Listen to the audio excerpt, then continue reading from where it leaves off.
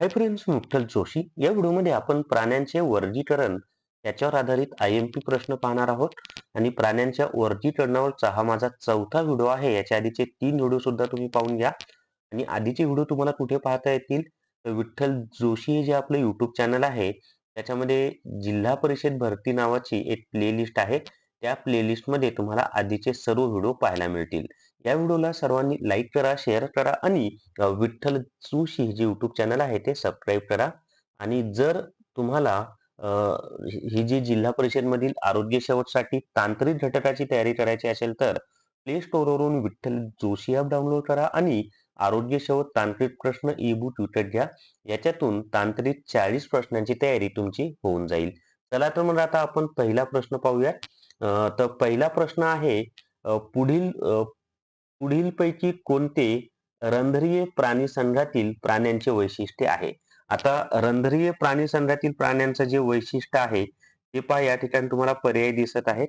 तर त्याच्यामध्ये यांच्या स्पंजासारख्या शरीरास कंटिकांचा म्हणजे शोषिकांचा किंवा नच्या तंतूचा आधार असतो. तर हे बरोबर आहे. त्याच्यानंतर त्यांचे प्रजनन मुकुलाईन या अलैंगिक पद्धतीने होते, हे सुद्धा बरोबर आहे. त्यांना मोठ्या प्रमाणात पुनरुद्भवन क्षमता असते, हे सुद्धा बरोबर आहे. म्हणून याचं उत्तर आहे वरील सर्व.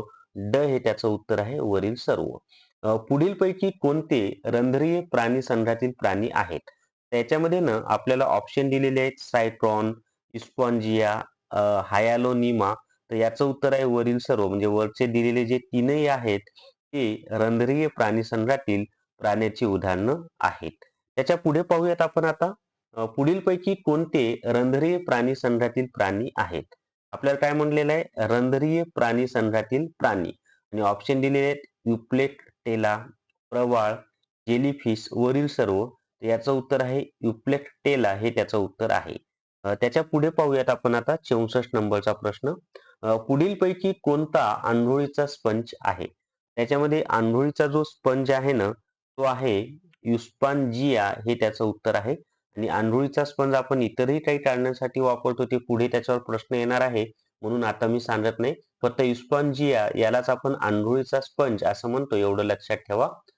स्पंज डॅश डॅश नावाच्या छिद्राद्वारे पाणी शरीरात घेतात आणि डॅश डॅश नावाच्या छिद्रांद्वारे बाहेर सोडतात. तर जे स्पंज आहेत ना, ते ऑस्टिया नावाचं जे छिद्र आहे त्याच्या वाटे पाणी शरीरात घेतात आणि ऑस्ट्रुला नावाचं जे छिद्र आहे त्याच्याद्वारे पाणी बाहेर फेकतात. तर ऑस्टिया आणि ऑस्ट्रुला असे 2 प्रकारचे छिद्र स्पंजमध्ये असतात.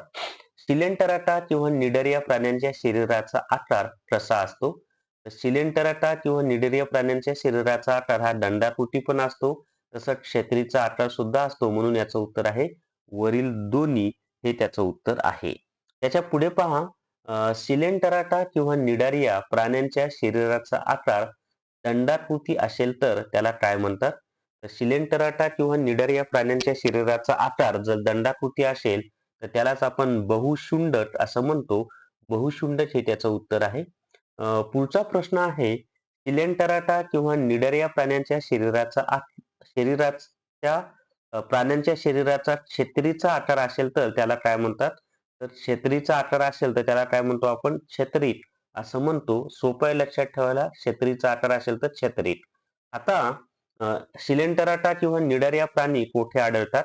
सिलेंटराटा किंवा निडारिया हे जे प्राणी आहेत ना, हे बहुतेक समुद्रामध्ये आढळतात आणि मोजके प्राणी हे गोड्या पाण्यात आढळतात. म्हणून याचं उत्तर आहे वरील दोन्ही. म्हणजे बहुतेक प्राणी हे समुद्रात आढळतात आणि मोजके प्राणी हे गोड्या पाण्यामध्ये आपल्याला आढळतात. सिलेंटराटा किंवा निडर या प्राण्यांचे शरीर कसे असते?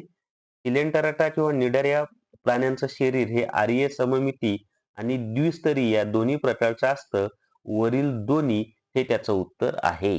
त्याच्या पुढे पाहूयात आपण. त्याच्या आधी काही सेकंद माझी फक्त जाहिरात, की जर तुम्हाला आरोग्य सेवकसाठी टेस्ट सिरीज लावायची असेल तर प्ले स्टोअरवरून विठ्ठल जोशी ॲप डाउनलोड करा आणि आरोग्य सेवक टेस्ट सिरीज विकत घ्या.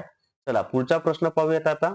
पुढचा प्रश्न आहे, सिलेंटराटा किंवा निडर या प्राणी भक्ष्य पकडण्यासाठी कशाचा वापर करतात? तर सिलेंटराटा किंवा निडारिया हे जे प्राणी आहेत ना, भक्ष्य पकडण्यासाठी शुंडके यांचा वापर करतात. शुंडकाच्या सहाय्याने ते भक्ष्य पकडतात.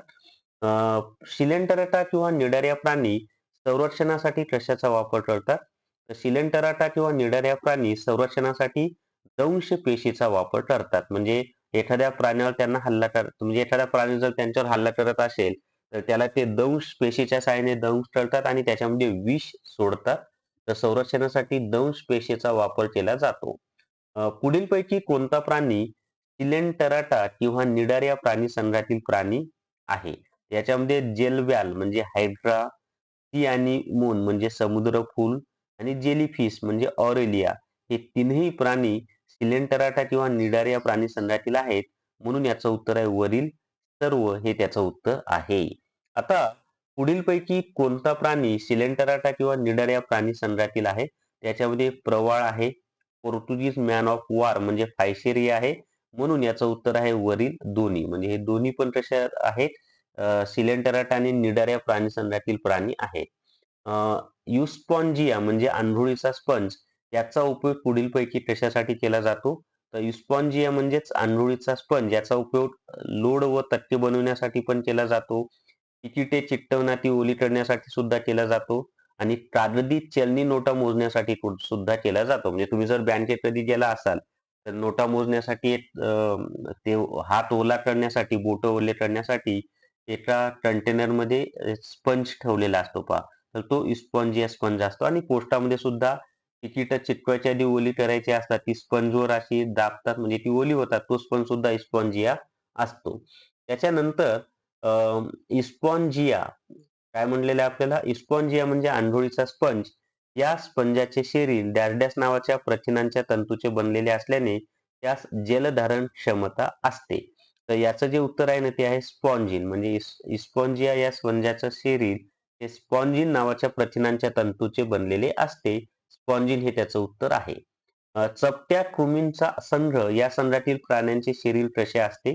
तर चपट्या कृमींचा संघ या संघातील प्राण्यांचे शरीर हे सडपातळ असते, पानासारखे असते, पट्टीसारखे असते म्हणून त्याचं उत्तर आहे वरील सर्व.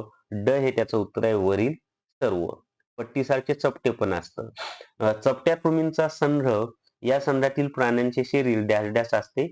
कृमींचा संघ या प्राण्यांचे शरीर हे द्विपार्श्वीय सममिती असते. कसे असते? तर द्विपार्श्वीय सममिती असते. क हे त्याचं उत्तर आहे. चपट्या कृमींचा संघ या संघातील प्राणी किती स्तरीय असतात? चपट्या कृमींचा संघ या संघातील प्राणी हे त्रिस्तरीय असतात. किती स्तरीय असतात? तर त्रिस्तरीय असतात. आता त्याच्या पुढे पहा, चपट्या कृमींचा संघ या संघातील प्राण्यांचे शरीर कोणत्या जनन स्तरांपासून बनलेले असते? तर ते जनस्तर, मध्य जनस्तर आणि अंतस्तर म्हणजे वरील सर्व. हे जे 3 स्तर आहेत ना, या 3 स्तरांपासूनच या 3 जनन स्तरांपासूनच चपट्या कृमींच्या संघ या संघातील प्राण्यांचे शरीर बनलेले असते. जर तुम्हाला जिल्हा परिषदमधील आरोग्य सेवकच्या तांत्रिक घटकाचा अभ्यास करायचा असेल तर प्ले स्टोअरवरून विठ्ठल जोशी ॲप डाउनलोड करा आणि झडपी आरोग्य सेवक तांत्रिक घटक रेकॉर्डेड व्हिडिओ कोर्स विकत घ्या. इथं ₹600 दिसतायत पण आता मी ₹300 फी केलेली आहे. फक्त ₹300 तुम्हाला सर्व टॉपिकचे रेकॉर्डेड व्हिडिओ मिळतील. प्लस हे जे आरोग्य सेवक तांत्रिक घटकाचं ई बुक आहे ते तुम्हाला मोफत त्याच्यामध्ये मिळेल. जे ₹300 व्हिडिओ आणि ई बुक दोन्ही मिळेल आणि छानपैकी तुमची तयारी होऊन जाईल. तर या व्हिडिओमध्ये एवढीच माहिती. या व्हिडिओला सर्वांनी लाईक करा, शेअर करा आणि विठ्ठल जोशी जे YouTube चॅनल आहे ते सबस्क्राईब करा. Thank you very much.